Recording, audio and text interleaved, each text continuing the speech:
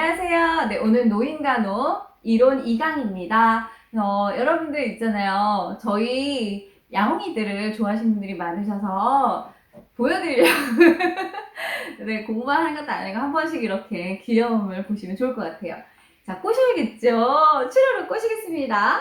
꼬치, 꼬치, 꼬이, 추루!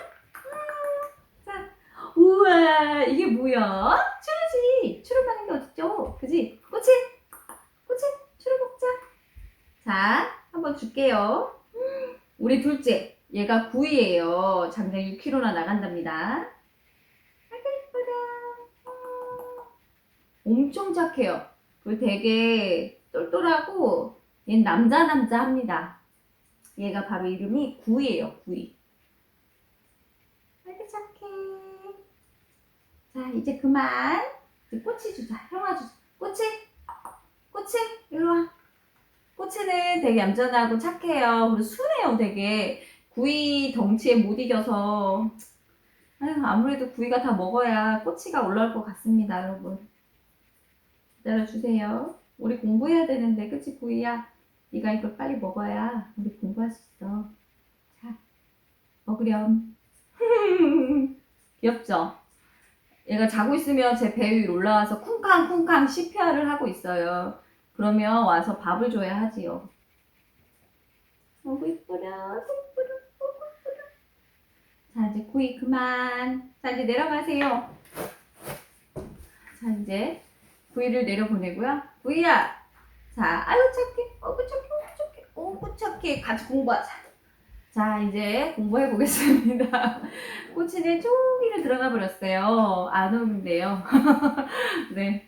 자, 노인간호 시작하겠습니다. 저번 시간에 이어서 오늘 노인간호 하면 시험 문제에서 무조건 한 문제가 나오는 부분이 바로 치매예요. 그 치매에 대해서 오늘 나올 건데요. 문제는 뭐냐면 치매 환자분들의 이제 문제 행동에 대해서 우리가 대처하는 부분이 당연히 나와요. 이제 그 부분에 대해서 이제 할 거고, 그 다음에 또 하나가 석양증후군 있잖아. 이것도 치매 증상 중에 하나잖아요. 근데 의사소통하는 게 이제 어떻게 해야 되는지 어르신들하고 의사소통하는 부분도 많이 나올 수밖에 없는 게 그 의사소통을 제대로 안 해가지고 잘 못해서 문제가 생기는 경우가 많아요. 그죠? 그리고 이제 약물 관리도 나오고요. 파킨슨씨도 제가 넣었어요. 질병에서는. 그리고 또 하나가 여러분 이제 질병이나 아니면 뭐 다른 과목에서 많이들 배우시는 게 하나 있잖아요. 뭐냐면 재가간호랑 이제 요양기간으로 들어서 시설간호죠. 장기요양보험 제도에 대해서 분류를 매번 헷갈려 하세요. 그래서 그 분류를 제가 아주 상세하게 다 해버렸습니다. 노인간호에서도 한번 하고, 그 다음 나중에 이제 공중보건에서도 한 번 더 다뤄드리겠습니다. 수업을, 어떤 분들은 이렇게 빨리빨리 넘겨서 들으시는데요. 다른 그냥 뭐 연예인 그런 거는 그렇게 보셔도 되겠지만, 공부하시는 거는 그렇게 하시면 나중에 그 띄엄띄엄 이렇게 보시면 이해도 안 되시겠지만 문제를 놓쳐버릴 수 있습니다. 그래서 꼼꼼하게 들으시고 이 부분은 내가 이해가 안 되는데 싶으면 앞으로 돌려서 한 번 더 들으시는 게 더 좋습니다. 그리고 요약이 저한테 있잖아요. 그래서 요약 부분을 보시고 문제풀이 다시 보시는 거 잊지 마세요. 자, 시작하겠습니다. 1번 치매 노인의 간호입니다. 자, 치매의 증상과 이제 특징에 대해서 먼저 나오는데요. 치매다 하면 이게 뭐였지? 하고 기억장애, 그다음 언어장애, 판단 및 인지능력장애, 일상생활의 수행장애. 그러니까 본인이 매번 하던 건데 그걸 못하는 거죠. 행동장애, 정신장애는 모두 포함을 합니다. 과거에 능숙했던 활동이나 식사, 배변 등 단순 동작이나 일상생활의 수행이 우선 어렵습니다. 그래서 내가 매번 했었는데 왜 이걸 못하지? 혹은 배변 실수를 많이 하시는 게 이제 가장 큰 내가 갑자기 길 가다가 화장실을 찾아가야 되는데 그거 자체도 못 하시는 분들, 이런 식사인데 내가 지금 밥을 먹었나? 하고 뭐로 까먹어. 또 밥을 또 먹고 뭐 이렇게 하는 것들 여러 가지들이 있습니다. 배회를 한다거나 욕설을 하면서 폭력적이고요. 갑자기 망상에 시달리거나 선망 등으로 막 소란을 피웁니다. 네가 나 죽였지!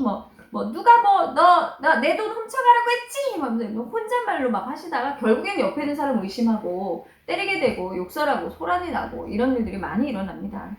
자, 두 번째, 이제 치매의 원인 및 종류가 있습니다. 가장 큰 문제는요, 뇌내 자체에서 기질적인 병변을 일으키는 경우예요. 그러니까 뇌 자체에 문제가 생겼죠.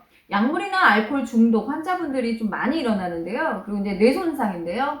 뇌 손상 같은 경우는 뭐 큰 사고로 인해서 생기는 경우도 있고요. 뇌 종양 등의 병변에 의해서 어떤 병변에 의해서 생기는 것들, 그래서 치매로 가는 경우도 있고요. 또 노인성 치매인 알츠하이머 치매가 보통은 50%에서 60% 정도나 차지를 합니다. 그래서 알츠하이머에서 대부분 치매로 간다 해서 나 알츠하이머래 이렇게 되면 이제 치매. 여러분 생각나는 게 이제 손예진 생각나지 않나요? 이거 먹으면 나랑 사귀는 거다. 그죠? 네. 그 이제 손예진이 바로 알츠하이머였잖아요. 근데 이제 요거는 옆에 써놓긴 했는데 중요하진 않아요. 제가 그냥 써놨습니다. 베타 아밀로이드 단백질이 뇌에 쌓여요. 그래서 이제 뇌세포가 손상을 받는 거죠. 그러니까 결론적으로는 뇌세포 자체가 손상이 점점 이제 안 좋아지면 생긴다. 뭐 그렇게 보시면 되겠고요. 혈관성 치매는요. 20에서 30%예요. 그러니까 어르신들이 이제 뇌경색이나 뭐 뇌졸중이나 이런 질병을 한번 앓고 나면 뇌세포 자체가 손상이 돼서 생겨 버리는 거죠. 요게 바로 혈관성 치매라고 합니다. 자, 세 번째입니다. 치매 환자의 문제 행동 대처인데요. 단순한 일거리를 제공하는 거 굉장히 좋습니다. 치매 환자분들 계속 같은 말 반복하고 계속 소리 지르고 나 안 먹었다 그러고 떼쓰고 이래요. 그럴 때 우리 할머니 빨간 콩 골라볼까요? 뭐 까만 콩 골라볼까요? 막 이렇게 콩을 고르는 걸 계속 시킵니다. 그것만 집중합니다. 그럼 다른 거 아예 못 하시죠. 종이접기나 빨래 개기 아주 좋습니다. 그래서 막 노동을 시키는 게 아니잖아요. 간단한 이제 근육을 쓸 수 있고 그 다음에 본인이 이런 거에 집중을 하다 보면 다른 게 막 화내고 막 집중적으로 막 밥을 먹다가 이제 뭐 또 밥을 먹어야 된다라는 그런 생각들을 안 하시게 되는 거죠. 반복되는 행동을 강압적으로 혼내거나 고치라고 하지 않는다 해서 하지 말라 했지! 막 이렇게 이제 계속 하시면 더 심해지고 더 위축되고 무서워하고 이러다 다른 또 사고 칩니다. 다른 곳으로 관심을 돌린다. 이게 시험 문제로 나왔었어요. 그래서 치매 환자의 가장 좋은 문제행동 대처법은 뭐냐 하려면 다른 것으로 관심을 돌린다가 되게 중요합니다. 그래서 갑자기 뭐 할머니가 막 딸을 막 욕하고 막 우리한테 막 욕하고 소리 지르고 할 때 할머니 근데 할머니 어렸을 때 어디서 사셨죠? 막 이러면서 할머니가 어떤 음식을 좋아했더라? 막 이러면서 이제 다른 곳으로 관심을 돌립니다. 또 어르신들이 이제 치매 어르신들이 가장 많이 일으킨 게 뭐냐면 금방 식사한 것을 까먹어요. 나 안 먹었는데 왜 밥을 안 줘? 막 이러세요. 그럼 어떻게 해야 되냐면 식기를 치우지 마세요 우선. 그러니까 이 어르신은 밥 먹자마자 10분 안에 또 밥을 안 먹었다고 소리치고 화를 내. 그러면 10분 이상을 그대로 식기를 두시는 겁니다. 혹은 달력에다가 식사할 때마다 동글뱅이를 치게 하는 거예요. 봐봐요. 할머니 식사하셨죠? 여기 동글뱅이 있네요. 이러면서 이제 확인하고 저 같은 경우는 예전에 어르신들한테 뭐라고 했냐면 할머니 밥솥에 이제 불을 뗐어요. 이제 뜸들여 드린다고 계속 꼬시는 거예요. 그래서 다음 식사 때까지 그렇게 뜸을 계속 들이고 있는 겁니다. 자, 이제 다음 페이지 보시면 그릇의 크기를 조절해서 식사량을 조절을 합니다. 이거 되게 중요한데요. 처음부터 큰 그릇에 주시면 안 돼요. 할머니 배부르게 해드린다고 자꾸 밥 찾는다고 그러면 점점 그걸 까먹고 더 드시고 하다 비만이 되면 더 큰 문제, 건강적인 문제가 생깁니다. 그래서 그릇의 크기를 조금 적당하게 그 다음에 수면인데요. 하루 일정을 만들어서 아예 일정 자체를 만들어서 규칙적인 생활하는 게 굉장히 중요합니다. 그래서 뭐 아침에 몇 시에 일어나고 몇 시에는 운동을 시켜드리고 몇 시에는 또 종이접기를 하다가 몇 시 되면 또 식사하시고 또 주무시고 낮잠 주무시고 아주 정확하게 규칙적인 생활을 하도록 합니다. 또 배회인데요. 집안에 배회 코스를 만들어준다. 이것도 시험 문제였습니다. 그래서 이런 어르신들한테 어떻게 하면 좋냐 그러면 딱 코스를 만들어줘서 어르신들이 왔다 갔다 할 수 있게 치매 환자가 신분증을 항상 소지하도록 하시고요. 옷에는 연락처를 아예 이렇게 손을 뭐 찍찍이로 뭐 뜯고 뭐 이런 게 아니라 목걸이 같은 거 빼버릴 수 있잖아요. 그러니까 옷에 아예 연락처를 이름과 연락처를 아예 써둡니다. 그러면 누구든 경찰서에 연락처 띠디딕 알려드릴 수도 있는 거고 보호자분께 바로 연락이 갈 수 있겠죠. 그리고 배회하시다가 낙상을 많이 하실 수 있기 때문에 항상 낙상에 조심하셔야 합니다. 자, 잃어버린 물건에 대해서 의심을 막 부정하거나 설득하지 마시고요. 같이 찾아보도록 한다라고 되어 있는데 저는 병원에서 일할 때 이런 일이 너무 많아요. 너 내 돈 훔쳐갔지? 막 이러면서 너 내 거 뭐 훔쳐갔어? 막 계속 그러세요. 그러면 아니야 나 아니라고 막 이렇게 싸우지 마시고요. 그냥 어디 갔죠? 어디 갔더라? 여기 있었나? 이러면서 그냥 자꾸 같이 찾아보는 그런 모습을 보여주세요. 그래서 옆집 사람이 내 우산을 훔쳐갔자! 막 이러시면 뭐라고 하라고요? 아, 우산이 없어졌네요. 우리 같이 찾아봐요. 이런 식으로. 네. 그러다 보면 우산 생각을 또 잊어버리십니다. 자, 그 다음에 이제 치매 환자 옆에서 귓속말 하지 않는다. 왜냐면 그 의심을 한번 하기 시작하면 그걸로 너무너무 괴로워져요. 그리고 본인에 대해서 흉을 본다고 생각을 하세요. 그래서 공격적으로 변할 수도 있습니다, 여러분. 또 파괴적인 행동을 보이면 자극을 주지 말고요. 조용한 장소에서 그냥 쉬도록 하시면 돼요. 물건을 막 부신다거나, 막 이제 뭐 그런 거 있잖아요. 옆에 있는 물건 땅땅땅 소리 친다거나, 막 발을 막 동동동 부르신다거나. 그러면 그냥 조용한 장소에서 쉬도록 하고 어떤 자극도 주지 마세요. 왜요? 뭐 이런 거 하면 안 되고. 자해 위험이 있는 경우는요, 주변에 있는 위험한 물건을 우선 치우셔야 되세요. 어떤 것도 무기가 될 수 있어요. 그래서 옆에 사람이 다칠 수도 있고 본인 자체의 어르신도 다칠 수 있습니다. 또 이 석양증후군이라는 게 시험 문제에서 많이 나오는데요. 이게 해질녘이 딱 8시나 9시 해가 딱 떨어질 때가 되면 갑자기 막 어르신들이 어딜 나가려고 해요. 그러면서 옷을 막 벗으면서 방을 막 배회하신다거나 이런 증상들이 일어나는 것은 석양증후군이라고 해요. 해질녘 때만 되면 그러신다라고 해서. 그럴 때 어떻게 하냐면 같이 있는 게 되게 좋아요. 갑자기 사고 날 수도 있고, 그 다음에 낮 시간 동안 좀 많이 움직이고 막 이렇게 피곤하면 밤에 이 시간 딱 주무십니다. 그게 가장 좋겠죠. 아니면 등 마사지를 해주면 잠이 잘 드신다라고 되어 있는데 이건 기본 간호에서 나오죠. 어르신들이 이렇게 밤에 못 주무시고 헤맬 때 어떻게 해야 되냐 이렇게 시험 문제 나와요. 그러면 등 마사지를 해드린다 뭐 이렇게 나옵니다. 또 함께 나갔다가 자연스럽게 다시 들어온다는데 제가 많이 했는데 어르신 제 손 잡아요. 자 그럼 나갑시다. 그러면서 이제 방을 한 바퀴 돌아요. 그냥 걸어요. 어머 벌써 들어왔네. 자 어땠어요? 좋았어요? 막 이렇게 그냥 거짓부렁이죠. 이렇게 이제 산책했다 뭐 이런 식으로 해가지고 다시 들어옵니다. 그러면 어르신들은 생각에 나갔다가 내가 들어왔네? 이러시고 딱 주무십니다. 그러니까 그런 것도 괜찮아요. 그리고 이제 어르신들 같은 경우 여러 정보를 한 번 해주시면 안 돼요. 다 까먹고요. 짧고 간결하게 아주 중요한 부분만 반복해서 설명을 하는 게 굉장히 좋습니다. 자, 그 다음에 주위 환경을 자주 바꾸시면 안 돼요. 뭐 가구 위치조차도 바꾸시면 안 되고요. 밥그릇, 숟가락, 아예 그 모양 자체도 다 바꾸시면 안 돼요. 왜냐면 혼란이 돼요. 난 여기 아닌데, 우리 집 아닌데, 그럼 계속 나가시려고 하시고, 그 다음에 이거 내 물건 아니야! 그럼 막 집어 던지시고 막 이럽니다. 실제로 그래요, 실제로. 그리고 인지 능력이 없는 노인 환자에게 약을 줄 때는 반드시 가족에게도 투여 방법을 함께 설명한다. 이게 이제 기본간호 투약에서 나오는 부분인데요. 노인분들은요, 보호자와 함께라고 되어 있어요. 보호자분께 함께 설명을 반드시 해야 된다라고 나옵니다. 자, 두 번째, 노인과의 의사소통인데요. 첫 번째, 시각장애 노인과의 의사소통입니다. 앞이 잘 안 보이시는 분들이죠. 근데 여기서 여러분 조심할 게 하나 있습니다. 나는 지금 눈이 잘 안 보이는 거야. 귀는 잘 들려. 꼭 기억을 하시면 돼요. 또 청각장애인 분들은요. 나 귀는 잘 들려. 눈이 안 보이는 거지. 이런 식으로 꼭 기억을 하셔야 되는 게 아니 눈이 안 보인다고 해서 큰 소리로 막 말씀을 하시는 분들 많으시는데요. 그럼 어르신들이 너무너무 힘들어 하시는 거죠.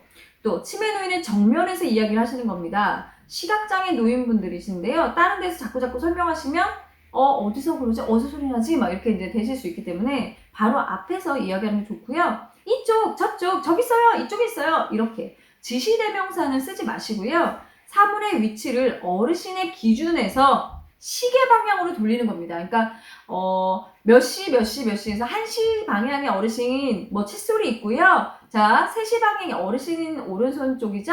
오른쪽 3시 방향에는 뭐 물티슈가 있고요. 이런 식으로 설명하시면 좋습니다. 자, 그 다음에 치매 노인과 보행 시에는요, 요거 시험 문제 잘 나옵니다. 이거는 어디서 나오냐면 노인간호도 나오지만 기본간호에서 또 어르신들 보행에서도 꽤 잘 나와요.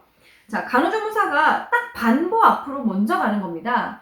왜 그런가 하면 어르신이 나를 끌고 가게 하는 게 아니라 내가 어르신을 살살살 안내하는 그런 느낌? 그래서 치매 노인의 팔을 끄는 듯한 자세가 딱 좋습니다. 딱 반보입니다. 한보가 아니라. 그 다음에 이제 뒤에서 다가가면 놀래킬 수 있잖아요. 안 돼요. 그래서 앞에서 눈이 잘 안 보이시지만 앞쪽에서 다가가면 좋아요. 눈이 잘 안 보이는데 뒤에서 다가오거나 옆에서 다가오면 꽤 무섭잖아요. 그쵸?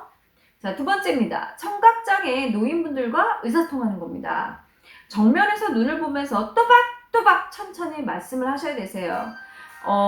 시각장애 분들께서는 눈이 잘 안 보이시는 거지 귀는 잘 들리시잖아요. 그러니까 할머니! 이렇게 하시면 안 되고요. 그냥 평소 말씀하시는 것처럼 하시면 돼요.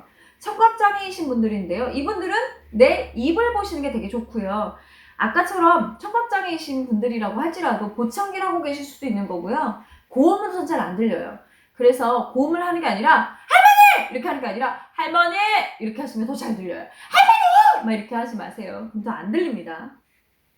자음은 분명하게 발음하셔야 돼요. 그리고 조금 낮은 음조가 되게 중요해요. 높이 이제 할아버지랑 할머니랑 싸움이 났다고 생각해 보세요. 할머니가 할아버지한테 소리를 지를 때 이놈의 양반들이 반드시 제대로 막 설거지 해야지 이렇게 해봐요. 할아버지 하나도 못 알아들으세요. 할아버지는 그래요 그냥 이럴지도 몰라요. 자, 근데 얼굴을 보면서 얼굴을 눈을 마주치면서 또박 할아방구야 설거지도 안 하고 아무것도 안 하면서 자꾸 밥을 차려달라고 그러냐 이러면 할아버지가 멋이야 그리고 싸움이 될 거예요. 자, 그 다음에 소음이 없는 곳에서 대화하시는 게 되게 좋습니다. 왜냐하면 청각장애이신 분들이니까요. 청각장애가 너무 심하면 보청기를 사용하실 수가 있다. 근데 이거 이제 그 기본 강의에서 보청기 사용 방법이 가끔 나오는데요. 당연히 들어가는 소리는 크게 하시고요. 나가는 소리는 어떻게 해야 돼요? 줄이셔야 돼요. 그래서 오래 머물 수 있게 소리가 오래 귀에서 머물 수 있게 하시는 게 되게 중요합니다. 그래서 이제 들어가는 소리와 나가는 소리 조절을 잘 해야 한다. 그래서 보청기 사용하시는 분들한테 너무 큰 소리로 하시면 소리가 얼마나 크겠어요. 그죠? 적당한 소리로 하시는 게 되게 좋아요. 자, 세 번째 이제 노인 학대입니다. 그래서 뉴스에서도 많이 나오다 보니까 시험 문제에서 가끔 한 문제씩 나오거든요. 노인 학대의 개념이에요. 이거 모르시는 분 없죠, 그죠? 노인에게 신체적, 정신적, 성적 폭력, 경제적 착취, 가혹행위, 유기나 방임 모두 들어갑니다. 그래서 어르신들한테는 이렇게 하면 안 돼. 저는 한 번씩 생각을 해봐요. 내가 늙었을 때 누가 이렇게 나한테 하면 힘도 없고 누가 나 진짜 그 친구를 내가 이겨낼 수가 없잖아요. 경찰 신고도 못하게 한다고 생각해보세요. 가둬버리고 나 때리고 막 아무것도 못하게 하고 막 그런 밥도 안 주고 이러면 되게 무서울 것 같아요. 그쵸?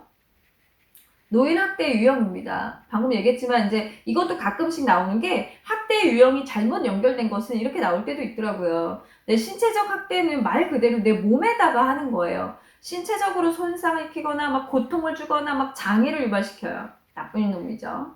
이거 어떻게 해요? 나쁩니다. 아주. 정서적 학대입니다. 정서적으로 마음이 막 아프게 하는 거 아닙니까? 막 비난하고 모욕적이며 위협을 하고 협박을 하면서 이렇게 언어나 비언어적 행위를 통해서 정서적으로 고통을 준대. 이것도 나빠요. 아주 나쁜 놈입니다. 자, 성적 학대입니다. 아하, 이거 진짜 무섭죠. 요즘 들어서 노인분들에게 성적 학대하시는 분들 되게 많아졌어요. 그죠? 뉴스 보면 많더라고요. 성적 수치심을 유발시키고 막 성희롱을 하거나 아예 성추행을 한다거나 아니면 아예 성폭행을 저지르는 놈들도 있습니다. 이런 아주 나쁘죠. 경제적 학대인데요. 어르신들은 우선 나르스 나오는 연금 그거 얼마 안 되잖아요. 이제 그걸로 사셔야 되는데 그래서 겨울에 보일러도 못 되시는 분 되게 많잖아요. 그죠? 자기는 평생 돈 벌어서 자식들 다 키웠는데 자식들이나 뭐 나라의 세금도 얼마나 많이 냈겠어요. 그죠? 근데 본인이 노인이 돼서 힘이 없어. 근데 뭐 그에 대한 게 아무것도 없다고 생각해보세요. 너무 힘든 거죠. 근데 노인의 자산을 동의 없이 막 사용하는 자식들이 막 있다거나 그리고 노인은 그냥 버려두는 거죠. 또 부당하게 막 착취해 막 엄청 일을 시켜. 근데 월급을 안 줘. 그런 나쁜 시키. 그죠? 네, 그러면 안 되겠습니다. 이게 바로 경제적입니다. 돈으로 가지고 그러는 걸 경제적 학대라고 합니다. 방임은요. 부양 의무자로서 책임이나 의무를 불이행했다라고 되는데 제 옆에 써놨어요. 의식주 및 의료를 제공하지 않는 것도 방임이에요. 할머니 할아버지가 막 열나고 막 기침하고 폐렴기가 있는데도 병원에 모시고 가지 않았다면 어디에 속하겠어요? 방임이에요. 또 어르신들에게 내가 의식주를 해결해드리지 않았다는 것도 바로 방임입니다. 근데요, 시험들 잘 읽으셔야 되는 게 바로 요겁니다. 자기 방임이 있어요. 이건 뭐냐면 내 스스로예요. 내 스스로 그렇게 하는 거야. 자식이나 누가 하는 게 아니라 내 스스로 나를 버린 거예요. 그게 바로 자기 방임이에요. 그러니까 노인 스스로 의식주 제공이나 의료 처치 등의 최소한의 자기보호 관련 행위를 아예 못하도록, 그죠? 못하도록 포기해서 위험한 상황이거나 아예 사망까지도 이르는 경우를 자기 방임이라고 해요. 문제 잘 읽으셔야 되세요. 유기라는 거 잘 아시죠? 스스로 독립할 수 없는 노인을 아예 격리하거나 방치해버리는 거죠. 이걸 바로 유기라 그래요. 유기라 그러면 우리 버렸다라고 생각을 하시잖아요. 그냥 놔둔 거예요. 그냥 툭 그냥. 네, 방임하고는 좀 달라요. 그죠? 자, 그 다음에 이제 학대받는 노인을 보시면 전문기관이나 수사기관에 꼭 신고하셔야 되세요, 여러분. 신고하지 않으면 500만 원 이하의 과태료가 부과된다고 되어 있는데요. 그런 노인 보시면 우리가 뭐 과태료를 막 물는 거 뭐 이런 걸 무섭고 막 두렵고 이걸보다는 힘이 없으신 분을 도와주는 건 젊은 사람들이 해야 될 일이라고 생각합니다. 네, 그래서 신고하시고 어르신들이 그렇게 인생을 힘들게 마감하지 않도록 우리가 좀 옆에서 도와야 되지 않을까요? 그죠? 직접적은 아니어도 신고하시면 보호기관으로 가실 수 있으니까요. 그죠? 자, 네 번째입니다. 노인의 약물에 관련된 이제 생리적인 특성인데요. 이거는 이제 기본간호나 성인간호랑 같이 다 제가 섞어서 그냥 해버렸어요. 이게 시험지에서 가끔 나와요. 기본간호 이제 약물 투약에서 나오는데요. 노인의 약물을 어떻게 해야 되냐, 이게 가끔 나올 때 어떤 생각을 하셔야 되냐면, 젊은 사람은 지금 아이보이로 정맥주사로 마취제가 들어갔어요. 혹은 진통제 들어갔어요. 그러면 하나, 둘, 셋, 넘어가죠. 노인은 하나, 둘, 셋, 10가지 세도 안 넘어갑니다, 여러분. 딱 그 생각하시면 되세요. 근데 젊은 사람들은 약이 깰 때도, 자, 눈 뜨세요. 딱 깨요. 노인분 어때요? 깨세요. 근데 못 깨고 있어요. 자, 그런 것들. 자, 해독 능력이 우선 떨어져서 그래요. 그래서 간 기능도 되게 중요하고요. 약물 배설도 잘 안 되고요. 약물이 몸에 막 쌓입니다. 이게 독작용으로도 나타날 수 있어요. 자, 그 다음에 성인, 그래서 보통 성인 용량의 3분의 1이나 딱 반밖에 안 줘요. 그러니까 우리가 종합감기약을 2알을 먹는다면 노인분들은 보통 1알 정도 드리면 괜찮아요. 또 특히나 간 기능이 많이 떨어져 있고 신장 기능이 떨어져 있다면 의사하고 반드시 상의하셔서 약물 투약을 하셔야 된다는 거죠. 세포 내 체액량의 감소로 인해 탈수를 초래하기 쉽다. 어르신들은 탈수가 몸에 있다고 생각하시면 돼요. 그래서 그것 때문에 질병으로 이어지는 경우 많아서 수분 섭취를 많이 하셔야 됩니다. 또 약에 대한 개인차가 굉장히 큽니다.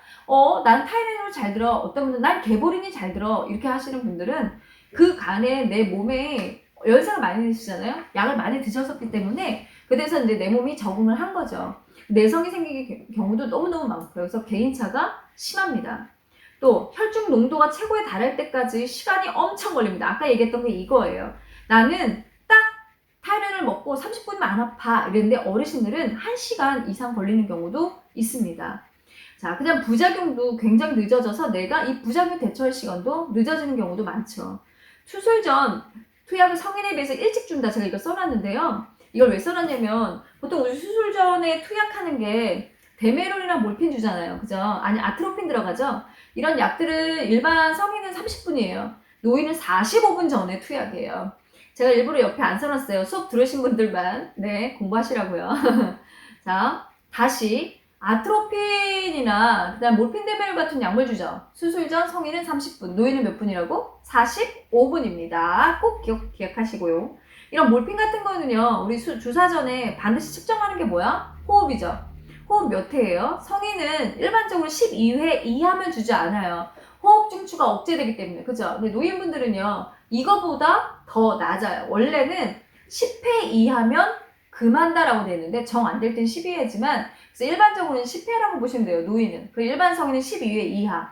그래서 시험 문제에서 나오면 몰핀에 대해서만 만약에 묻는다고 한다면 10에서 12회 이하 이렇게 나오는 거예요. 노인분들이 10회이기 때문에.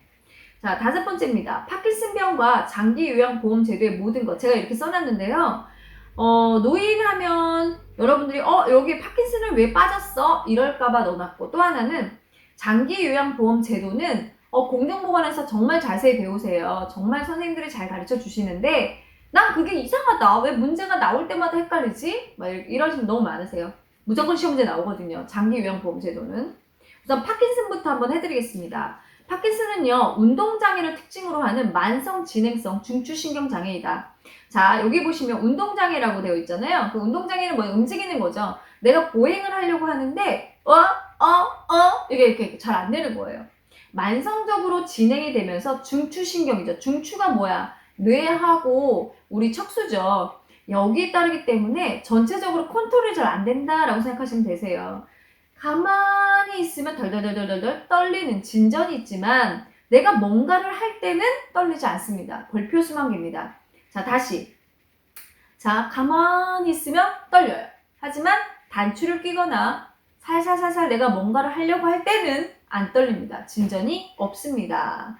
자, 그 다음에 톱니바퀴형 강직이라고 되어 있고요. 운동 완성, 뭐 특이한 보행 자세. 여러분들 다 이거 자세 아실 거예요. 파킨슨 학원에서 다 배우셨겠지만 걸으려고 하는데 앞으로 살짝 기울어지려고 하는데 하면서 안 넘어지면서 또 다음 걸음을 걸으면서 손이 떨리면서 막 이러는 모습들. 자, 그게 바로 파킨슨식 병이 이제 보통은 굉장히 특이한 보행 자세를 해서 누가 봐도 파킨슨이구나를 알 수 있어요. 자, 간호를 볼까요? 운동장에는 물리치료사에게 의뢰를 하시면 좋고요. 정서적으로 안정된 환경을 조성하는 게 굉장히 중요합니다. 왜냐하면 이분들은 내가 뭔가 옆에서 막 도와줘야 되는 상황까지는 아니어도 나중에 치매를 할 확률이 높고요. 그래서 운동장애가 너무 심해서 또 그리고 이런 분들 낙상이 굉장히 흔합니다. 아무래도 보행 자세가 이렇게 문제가 있다 보니까 낙상이 흔해서 반드시 이게 좀 옆에 누가 계시는 게 좋습니다. 그리고 고단백 식이는 금지라고 되어 있잖아요. 아무래도 시험 문제 요거 나오겠죠. 딱 봐도.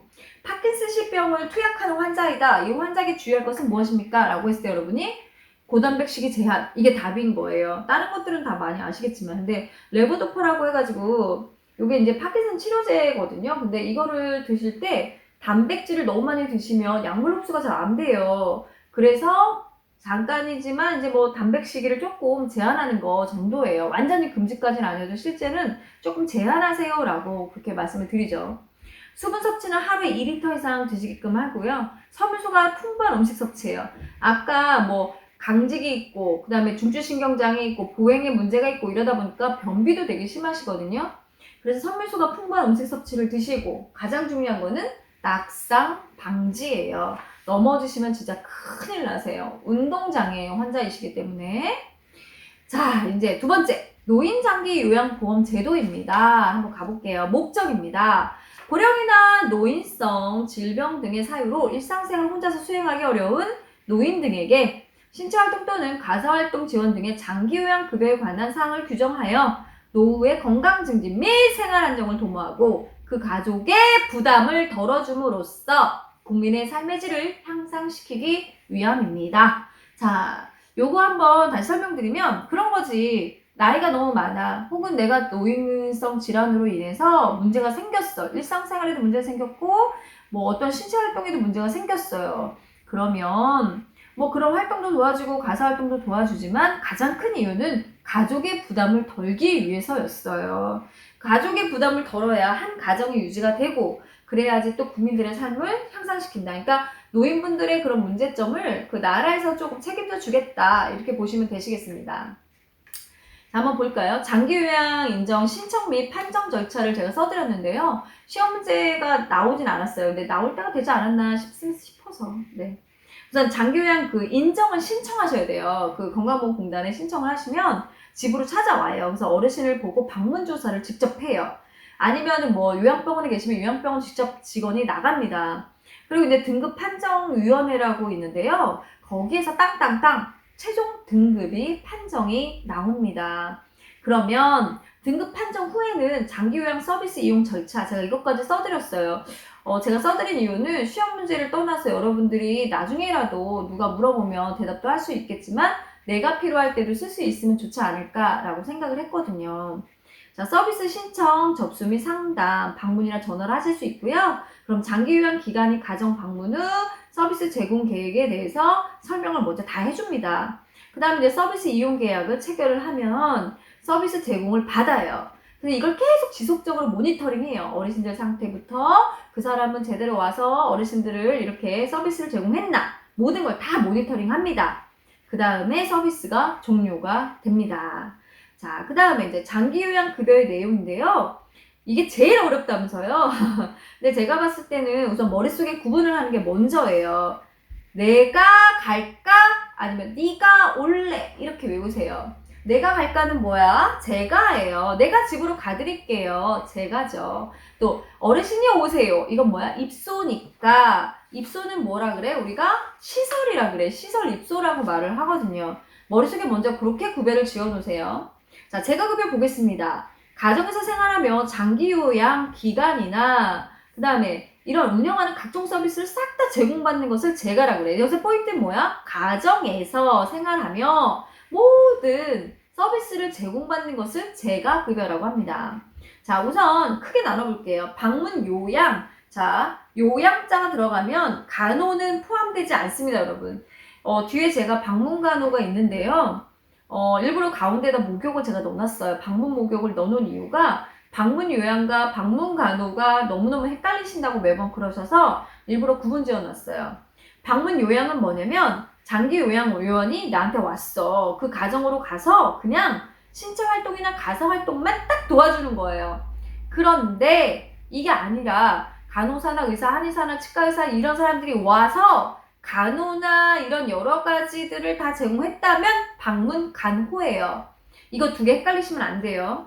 자, 그 다음에 방문 목욕은요. 이거 시험지에서 저번에 나왔었는데 그 요원이 와. 그래서 목욕 설비를 갖춘 장비를 가지고 와서 가정에서 목욕을 제공해 주는 거예요. 자, 제가잖아요. 그죠?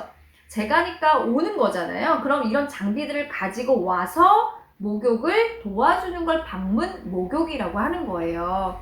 자, 그러면 방문 간호 한 번 더 설명을 드리자면 장기요양 요원이 있어요. 그죠? 그런데 요 요원인 간호사예요. 아까는 요양보호사님들이 대부분이에요. 요양은 장기요양 수급자의 가정을 방문했는데 그냥 요원이 그냥 뭐 가서 도와주는 것 뿐이에요. 그러니까 요양보호사님들이 대부분이시고요. 방문간호는 그 요원 자체가 누구야? 간호사, 의사, 한의사, 치과의사예요.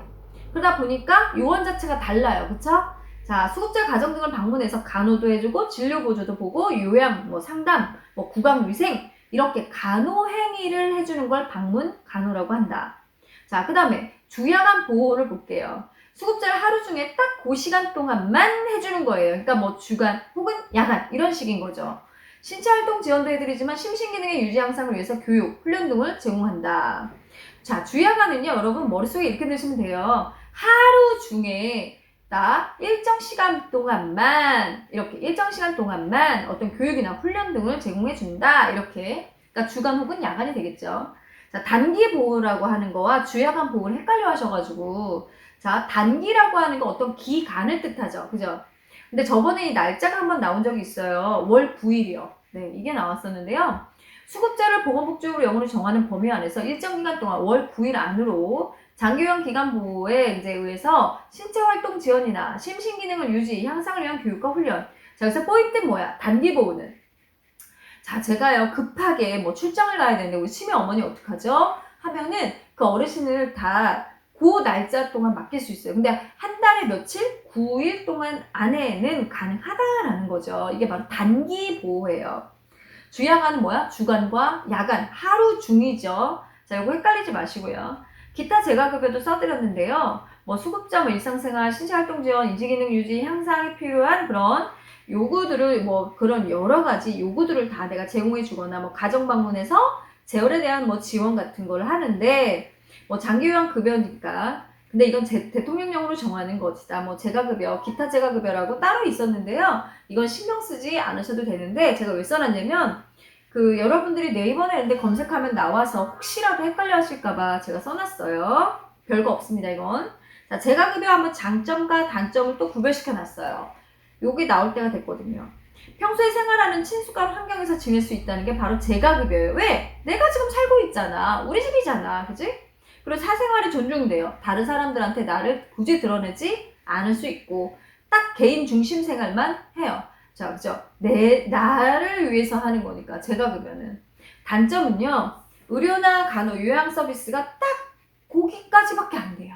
네, 그 다음에 긴급한 상황에 신속하게 대응하기가 어렵다. 집에 뭐 별게 없잖아요. 그죠? 그러니까 뭐 대응 자체가 잘 안 돼요. 뭐 지금 기구나 여러 가지 다른 것들이 없으면 내 가져온 거 안에서밖에 해드릴 수가 없어요. 그래서 이런 게 바로 단점이 된다. 자, 또 방문 간호가 가능한 장기 요양 요원의 자격인데요. 요거 시험 연달아 2번 나왔습니다, 여러분. 꼭 기억을 하시는데 간호사는 2년 이렇게 외우시고요. 간호조무사는 3년 이렇게 기억하시면 되겠습니다. 그래서 간호사로서 2년 이상의 간호 업무 경력이 있는 자, 또 간호조무사로서 3년 이상의 간호보조 업무 경력이 있는데 여기서 플러스로 또 교육까지 이수를 하시면 가능하십니다. 또 혹은 치과위생사도 가능하십니다. 그래서 이제 방문간호 요 자격 꼭 기억을 하시는데 간호사 2년, 간호조무사 3년입니다. 자, 이제 시설급여입니다. 시설이라고 하는 건 내가 들어가는 겁니다. 집으로 오는 게 아니고요. 가정에서 생활하지 않고 시설에 입소해서 신체활동 지역 및 심신기능을 유지, 향상을 위한 서비스를 제공받는다. 그래서 포인트 뭐야? 입소! 여기 빨간 볼펜 딱 그으셔야죠. 노인 요양 시설을 보겠습니다. 우리 어머니 치매 때문에 요양병원 가셨잖아. 이게 바로 노인 요양 시설이 되겠어요. 치매나 중풍 등 노인성 질환 등으로 심신에 상당한 장애가 발생하여 도움이 필요한 노인을 입소시켜 급식, 요양과 그 밖의 일상생활에 필요한 편의를 제공하는 시설입니다. 입소 10인 이상 시설. 자, 10분 이상이 계시면 이렇게 요양시설이라고 할 수가 있어요. 노인요양 공동생활가정이라고 하는 건 그룹홈이라고 하는 거거든요. 그래서 어르신들 같은 경우 뭐 딱 집이랑 똑같은 환경에서 계시는 거예요. 그래서 치매나 중풍이나 노인성 질환 등으로 어르신들 장애가 발생을 하면 도움 필요한 노인한테 가정과 같은이에요. 이거 포인트야. 가정과 같은 주거 여건과 급식, 요양, 뭐 그 밖에 일상생활에 필요한 편의를 제공한다. 그런데 아까 요양시설은 10분 이상이었죠? 여기는 9분 이내예요. 그래서 가정이니까 솔직히 뭐 4-5분 정도 모신 분들도 되게 많더라고요. 그죠? 자, 그 다음에 이제 시설급여에 제가 이제 장점과 단점을 써놨어요. 시설급여라는 건 의료, 간호, 요양 서비스를 한 번에 다 받을 수 있어요. 왜? 거기는 요양시설은요, 이제 간호과장도 있을 수 있고, 간호조무사도 있고, 뭐 복지사도 있고, 막 이렇습니다. 그래서 의료, 간호, 요양 서비스를 한 번에 다 받으실 수가 있는 장점이 있죠. 단점으로는요, 지역사회, 뭐 우리 식구들이랑 떨어져서 지내셔야 돼요. 각자 자기 방이 있고, 자기 베드가 있고, 자기 사물함이 있기 때문에 식구들과 같이 지내는 게 아니에요. 그러니까 막 외로워, 힘들어, 뭐 적응하기 힘들어 이러신 분들 많습니다. 개인중심 생활은 아예 안 된다고 보셔야 돼요. 몇 시에 밥 딱 나오고 간호사 라운딩 딱 돌고 막 이러잖아요. 그죠? 자, 세 번째입니다. 특별현금급여인데요. 이게 이제 어디야? 다른 데서 시험지에서 가끔 한 번씩 나와가지고 다른 과목에서 나오더라고. 재가급여와 시설급여를 받을 수 없을 때 지급한대. 이거는 내가 가지도 못해. 근데 문제는 들어오지도 못해. 그럴 때 특별현금급여인데요. 시험지 예전에 어떻게 나왔냐면 한 섬이래요. 근데 며느리가 시아버지가 치매 걸리셔서 자기가 요양보호사 자격증을 따서 어르신을 부양을 했대. 시아버지를 이제 부양을 하면서 나라에서 매달 월급처럼 입금을 해줬대요. 그게 뭐냐라고 시험지에 나왔었어. 가족 요양비 특별현금급여가 시험지에 나왔었습니다. 자, 도서나 벽지, 저기 상간 오지 같은데, 섬 같은데 막 이런 데입니다. 장기요양 기간이 아예 없잖아요. 그죠? 그런 지역이나 천재지변으로 수급자의 신체나 정신, 성격상의 사유, 도저히 가족 아니면 안 되는 그런 정도의 어르신인 경우에 집에서 식구가 그냥 방문 요양에 상당한 장기 요양 급여를 받는 경우에요. 그래서 이제 가족이 요양보호사가 되는 케이스죠. 그러면 가족한테 현금급여, 현금으로 준다, 뭐 그런 얘기입니다. 특례 요양비랑 요양병 간병비를 제가 넣어놓긴 했는데요. 시험 문제에서 특별현금급여가 아닌 것은 이렇게 가끔 나와요. 그래서 이걸 넣어놨지만 현재 둘 다 시행은 하지 않습니다, 여러분. 특례 요양비라고 하는 거는 이런 뭐 재가나 시설급여에 전혀 이제 해당이 될 수가 없는 경우에 현금으로 받는 거고요. 요양병원 간병비 같은 경우는 요양병원 입원했어요. 근데 그 일부가 돈으로 지급되는 경우인데 현재는 안 들어갑니다. 그다음에 납병원을 제가 따로 이렇게 써놨는데요. 이건 설명을 좀 저를 한번 보시고 설명을 들어주시길 바랍니다. 납병원이 시험에서 최다로 나왔던 것 같아서 네, 납병원이 뭐냐면 병원 의료로부터 사회복귀 또는 재택으로의 중간시설이다라고 되어 있는데 주간만 환자를 수용한다라고 되어 있죠.